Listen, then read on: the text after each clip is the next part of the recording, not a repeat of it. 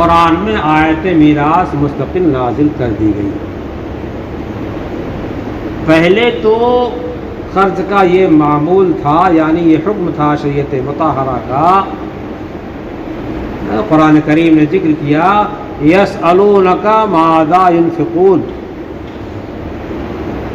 کیا خرچ کریں ہم، یعنی اپنی آمدنی کا کتنا حصہ اللہ کی راہ میں دیں۔ بہت مختصر سا جملہ نازل ہوا، قل العفو، قل العفو، بس العفو ہے،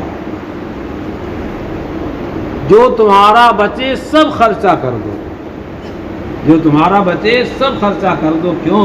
اس وقت میں اسلام مسلمانوں کو ضرورت تھی، اور صحابہ کرام نے وہی انداز اختیار کیا۔ آپ دیکھ لیجئے جو واقعہ ہجرت کے بعد کا ہے، انصار اور مہاجرین میں اللہ کے حبیب صلی اللہ علیہ وسلم نے کیسی بھائی چارگی جو ہے قائم کیا، اور انہوں نے کیسے کھلے دل سے جو ہے انصار کو اپنی جائیدادوں میں ساری چیزوں میں شریک کر لیا، حتیٰ کہ اپنی بیویوں کو طلاق دیا، بعض بیویوں کو، تاکہ یہ نکاح کر لیں ان کے پاس بھی بیوی رہے، ہمارے پاس بھی بیوی رہے، ہمارے پاس بیوی رہے اور ان کے پاس نہ رہے، اس کو پسند نہیں کیا۔ ایک دور وہ تھا، اور پھر جو ہے اللہ تعالیٰ نے آیت میراث نازل فرما کر کے سب کا حصہ بیان فرما دیا۔ ائمہ کرام میں مسائل جزئیات میں اختلاف بہت ہے، مگر مواریث میں جو ہے وہ کچھ تو اختلاف نہیں ہے، بہرحال وہ اپنی جگہ کا مسئلہ ہے۔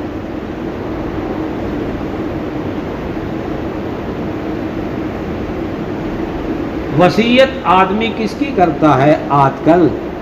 مال کی کرتا ہے۔ دیکھو فلاں جگہ زمین ہے، اس کو ایسے استعمال کرنا، فلاں جگہ کی دکان کو ایسے چلانا، اور فلاں جگہ کے مال کو اس طرح خرچ کرنا، اموال کی تمام تدبیریں اسکیمیں بتا کر کے چلا جاتا، لکھ کر کے چلا جاتا، بچوں کو سمجھا دیتا ہے۔ لیکن اصل وراثت جو ہے وہ دین ہے۔ انبیاء علیہ السلام نے کیا وراثت دیا ہے؟ دین دیا ہے، انما ورثوا العلم، انبیاء کی وراثت دین ہے۔ اس واسطے سب سے بڑی چیز جو ہے وہ یہ ہے کہ اپنے اولاد میں اور اپنے ماننے والوں میں دین، دیانت اور تقوی چھوڑ کر کے جائے، اس کی وصیت اور نصیحت کر کے جائے، اصل یہ ہے۔ مگر اس کا اہتمام بہت کم لوگ کرتے ہیں، ہم نہیں کرتے، کہتے کہ لوگ نہیں کہتے، لیکن اس میں کمی ہے۔ اور عام جو ذہن ہے، جب کسی کا انتقال ہوتا ہے تو وہی کیا چھوڑا، آسان مکان بہت اچھا بنا کے بچوں کے واسطے گیا ہے، ہر بچے کے واسطے الگ الگ جو ہے مکان بنا دیا، اور بمبئی میں سب کے واسطے الگ الگ فلیٹ بنا دیا ہے، اور سب کو ایک ایک دکان کھلوا دیا ہے، اور اتنی کھیتیاں ہیں، اتنے باغات ہیں، اتنی گاڑیاں ہیں، فلاں سب شمار کرائیں گے۔ لیکن کتنے کو دیندار بنا کر کے گیا ہے، اس کا تذکرہ نہیں ہے۔ اس کا تذکرہ کون کرے گا؟ اس کا تذکرہ تو مدرسے والے کریں گے، اس کا تذکرہ اہل علم کریں گے۔ صاحب اس کے 4 بیٹے حافظ بھی ہیں، عالم بھی ہیں، مفتی بھی ہیں، اور فلاں فنون جو ہے علم شریعت کا حاصل کیا ہے، اور بڑے باصلاحیت ہے، ایک فلاں جگہ تعلیم میں لگا ہوا ہے، ایک فلاں جگہ تعلیم میں لگا ہوا ہے، ایک فلاں جگہ تعلیم میں لگا ہوا ہے، اور ایک بچہ اس کی بڑی کوشش کیا پڑھنے وڑھنے کو، پڑھا نہیں تو کیا کیا، اس کو کتب خانہ کھلوا دیا اور کہہ دیا دینی کتابیں بیچنا، گڑبڑ کتابیں مت بیچنا۔ یہ کیا ہے؟ یہ اپنا دین بنا کر کے چلا گیا۔ اور اپنے دین کا دروازہ کھول کر کے چلا گیا، اپنے اعمال کو کیا کر رکھا؟ کھول رکھا ہے۔ حدیث پاک میں ایک حدیث میں تو مختصر، ایک مطول ہے، مختصر حدیث میں کیا ہے؟ انسان کا جب انتقال ہو جاتا ہے اس کے اعمال بند، سب بند۔ نماز ظہر کا انتقال ہوا، عصر سے بند۔ رمضان کی 8 تاریخ انتقال ہوا، اس کے بعد روزہ بند ہے نا۔ زکوٰۃ دے رہا تھا، اب کیا زکوٰۃ اس پر فرض نہیں رہی، ختم معاملہ ہے نا، سب کا ہے بند۔ تلاوت بند، ذکر بند، وعظ و نصیحت بند، لوگوں سے سلام مصافحہ اور بشاشت کے ساتھ ملنا، ایک دوسرے کے احوال کا معلوم کرنا، ان کی خبرگیری کرنا، ان کے حاجات کو پوری کرنا، اس کی فکر کرنا، یہ چیزیں ختم ہو گئی۔ لیکن اولاد جو چھوڑ کے گیا ہے اس کے اندر دینی فکر چھوڑ کر کے گیا ہے، اس کو نماز کا پابند بنا کے گیا ہے، زکوٰۃ کا پابند بنا گیا ہے، روزے کا احترام کرنے والا بنا کر کے گیا ہے، اور ذکر کا، تلاوت کا، اس کا احترام کرنے والا، غربا مساکین کی فکر کرنے والا بنا کے گیا ہے، لوگوں کے ساتھ اعزاز سے پیش آنا، مہمانوں کے ساتھ اکرام کا برتاؤ کرنا، ضیافت کو کیا کرنا، حق سمجھنا، یہ سب چیزیں چھوڑ کر گیا ہے۔ کیا ہے؟ اس کی نیکی جاری ہے، اس کی نیکی۔ ایک حافظ قرآن تھا، اس حافظ قرآن نے 10 حافظ تیار کر دیا، ایسے آئے تو بہت پڑھتے چلے گئے، کوئی کہیں لگا کوئی کہیں لگا، اس کے 10 شاگرد ایسے نکلے جنہوں نے قرآن پاک کا حفظ کرانا شروع کیا، اور اس کے بعد ان 10 کے شاگردوں میں کچھ ایسے نکلتے چلے گئے جو قرآن پاک کو حفظ کراتے رہے۔ اب جو قرآن پاک کے حفظ کرانے کا ثواب اس کے زمانے میں تھا، اس کے اس طریقے جاری کرنے سے جب تک یہ سلسلہ جاری رہے گا تب تک اس کا نام عمل کھلا رہے گا۔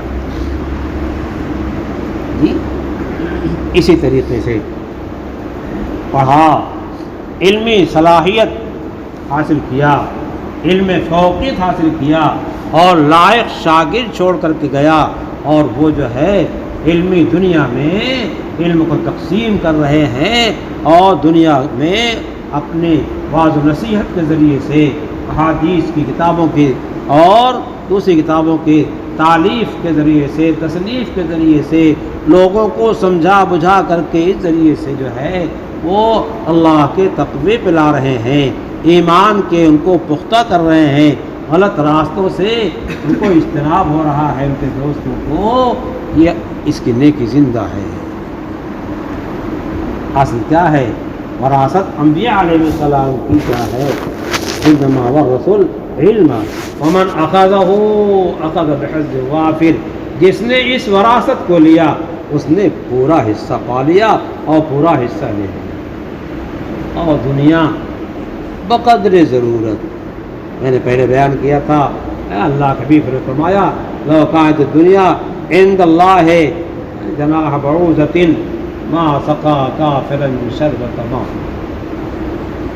اگر مچھر اور پسو کے پر کے برابر خدا پاک کے ہاں بھی اتنی بھی عزت ہوتی دنیا کی تو کسی اپنے نہ ماننے والے کو، اپنے ساتھ شرک کرنے والے کو، کفر کرنے والے کو ایک گھونٹ اس دنیا میں پانی نہ پینے دیتا،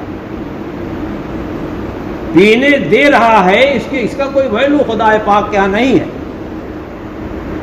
کھاؤ پیو، آزاد رہو، لیکن قیامت قائم ہوگی، وہاں میزان عدل قائم ہوگا اور وہاں فیصلہ کر دیا جائے گا، نیک الگ بد الگ اعلان ہو جائے گا۔ وامتازوا اليوم ایھا المجرمون، مجرمون چھٹ جاؤ، علیحدہ ہو جاؤ، علیحدہ ہو جاؤ، ان کے ساتھ گھلے ملے نہ رہو، دنیا میں گھلے ملے رہے لیکن یہاں گھلے ملے رہنے کی اجازت نہیں ہے، نہیں رہنے دیا جائے گا۔